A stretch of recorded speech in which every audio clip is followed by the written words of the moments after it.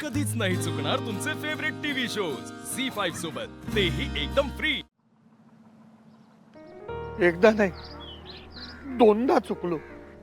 बाबा प्लीज. लग्न कर म्हणून तुझ्या मागे घाई करत राहिलो.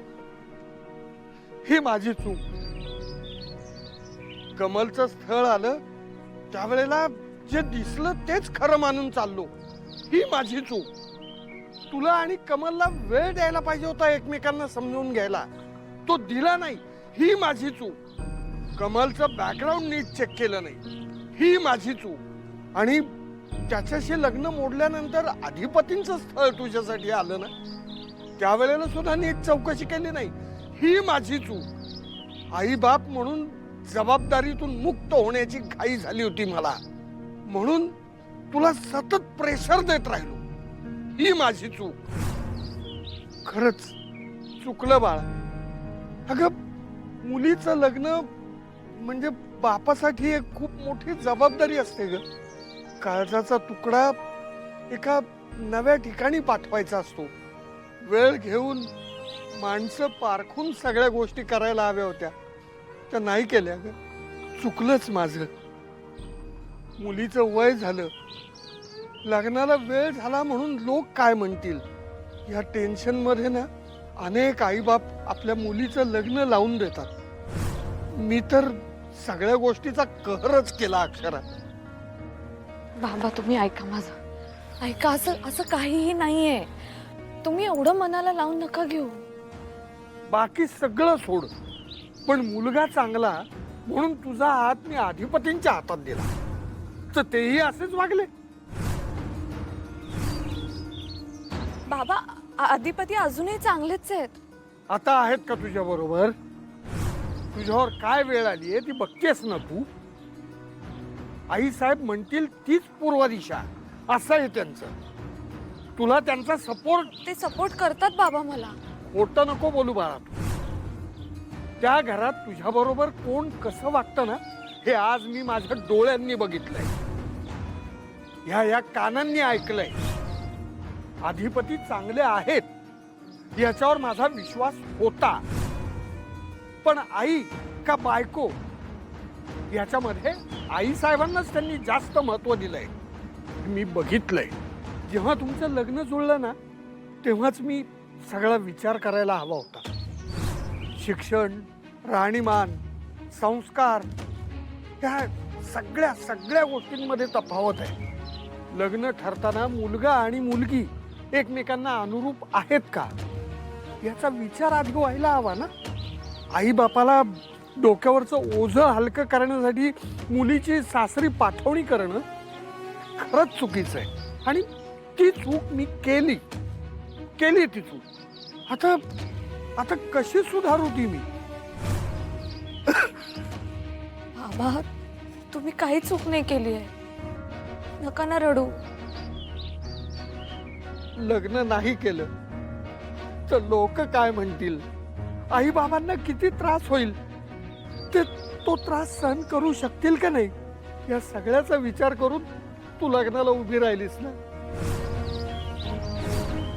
नाही असं नाहीये बाबा, मी माझ्या मर्जीने लग्नाला उभी राहिले. हे बघ, तुला अशिक्षित मुलाशी कधीच लग्न करायचं नव्हतं. तुला शिकलेला नवरा हवा होता. तो शोधण्यात आम्ही अपयशी ठरलो. तुला आम्ही अशा घरात ढकलली ज्या घरात तुला सून काय पण माणूस म्हणून सुद्धा किंमत नाही.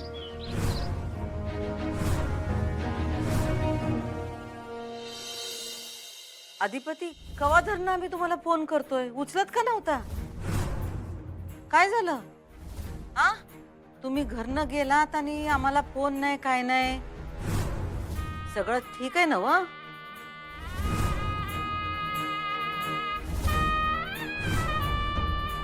काय हो अधिपती, आम्ही काय बोलतोय, काय विचारतोय? Hi sir. कुठं आहे सर तुम्ही? बोला की जरा आमच्याशी. ते तिकडेच की गेलतो मास्तरीन मांच्या इकडे. नाही ते ठाव आहे आम्हाला, पण काय झालं काय? तुमचा आवाज असा काय येतोय? नाही काय नाही, गाडीतच आहे आता, घरलाच यायला लागलोय. आलो की बोलूया मग. बर बर या लवकर या, आम्ही वाट बघतोय तुमची.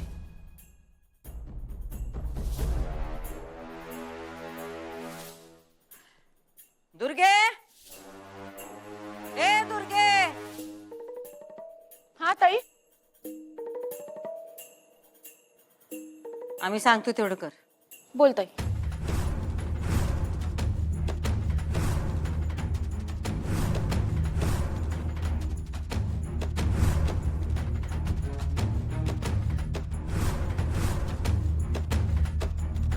बाबा,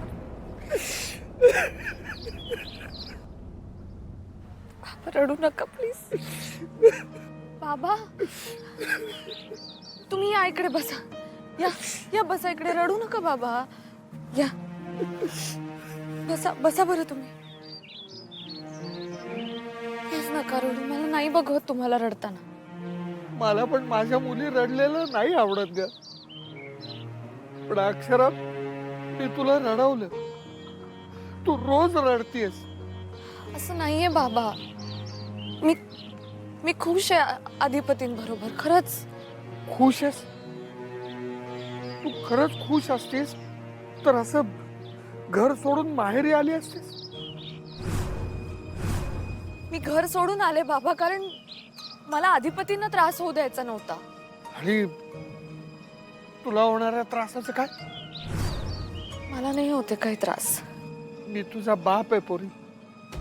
अगं, मी जन्माला घातलंय तुला. हे बघ, माझ्याशी नको खोटं बोलूस. आणि अधिपतींची तर अजिबात बाजू घेऊ नकोस. कारण नवरा म्हणून त्यांनी कधीही तुझ्या बाजूने स्टँड घेतला नाही. असं नाहीये बाबा. असंच आहे अक्षरा. अधिपती भुवनेश्वरी मॅडमचं ऐकून सगळं करतात. आम्हाला आधी कळलं तेव्हा वाटायचं की आईचा प्रभाव असू शकतो त्यांच्यावर. त्यांनी अधिपतींना घडवलंय, चांगले संस्कार केले, त्यामुळं ते ऐकणारच मॅडमचं. पण कुणाचं तरी ऐकणं आणि स्वतःचं डोकं गहाण ठेवून वागणं यात फरक आहे बाळा. अधिपती स्वतःचं डोकं कधीच चालवत नाही. भुवनेश्वरी मॅडम जे सांगतील ना तेच ते करतात. कारण मॅडम त्यांच्या आयुष्यात फर्स्ट प्रायोरिटी आहे. तू त्यांच्या लिस्टमध्ये कितव्या नंबरला आहेस नाही माहिती. मी लग्नाची बायको आहे बाबा त्यांची. त्यामुळे अर्थात माझं महत्व आहे त्यांच्या आयुष्यात. ते चांगले आहेत बाबा. ते खरंच चांगले आहेत. त्यांनी अनेक वेळा माझ्यासाठी स्टँड घेतलाय बाबा. मला हवं ते केलंय. ते वेगळे आहेत. वेगळे आहेत ते. दुर्गेश्वरी मॅडम, भुवनेश्वरी मॅडम या सगळ्यांपेक्षा वेगळे आहेत ते. तुम्ही त्या दोघींवरून त्यांना जज नका करू बाबा. ते चांगले आहेत. झी 5 ॲप डाउनलोड करा आणि पहा सर्व एपिसोड्स एकदम फ्री.